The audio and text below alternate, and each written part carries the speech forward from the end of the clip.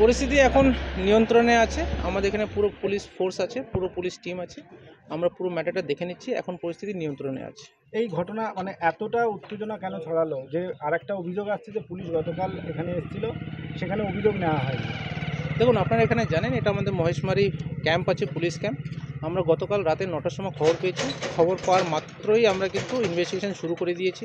যেহেতু missing case ছিল, minor মেজ ছিল, সুতরাং আমরা এখানে ইমিডিয়েটলি ওনাদেরকে বলা হয়েছে। আমরা থানায় গিয়ে কেস করা হয়েছে। আপনারা জানেন হয়তো রাত 12:30টার সময় আমরা কমপ্লেন্ট পেয়েছি, 12টা নাগাদ। 12:30টায় কেস করেছি। 9টার সময় যখন আমাদের কাছে খবর আসে মিসিং হয় মেয়েটি, আমরা ইমিডিয়েটলি ইনভেস্টিগেশন শুরু করে দিই। কোথার থেকে মিসিং হলো ওই তদন্ত আমরা খতিয়ে দেখি। কে লাশ দেখেছিল ওদের সঙ্গে কথা বলি। কথা বলার পর আমরা অ্যাকিউজটাকে আইডেন্টিফাই করি। 12টার সময় কমপ্লেন্ট পাই, আমরা রীতিমতো জয়নগরে কেস করি।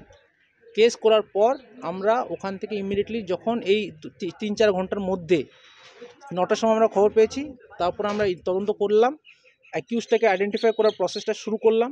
আইডেন্টিফাই করলাম, ভোর 3টে নাগাদ আমরা অ্যাকিউজটাকে অ্যারেস্ট করলাম। অ্যাকিউজড কনফেস করলো।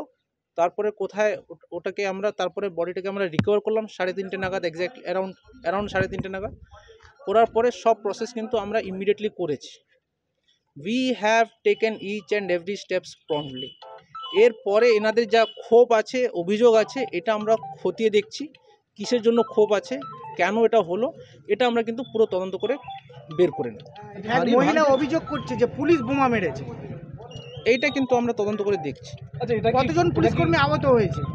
এটা সব তদন্ত করে আমরা খতিয়ে দেখছি। বাড়ি ভাঙচুর এবং আগুন কি বলবেন? বাড়িতে ভাঙচুর এবং বাইরে অগ্নিসংযোগ কি বলবেন? মানুষ করেছে, কেন করেছে, এর পিছনে কি মেইন উদ্দেশ্য আছে, এটা আমরা খতিয়ে দেখছি। যারা যারা দোষী আছে আমরা কিন্তু ওদেরকে অ্যারেস্ট করব, রীতিমতো আমরা কেস অ্যাকশন নেব। যে অভিযোগটা আছে সেখানে কি স্পেসিফিক খুন এবং ধর্ষণ অভিযোগটা আছে? না, প্রথমে যে অভিযোগটা এসেছিল ওটা একটা, যেহেতু মিসিং হয় আপনারা জানেন, কোনো মাইনর মিসিং হলে আমরা একটা কিডন্যাপিংয়ের কেস প্রথমে করি।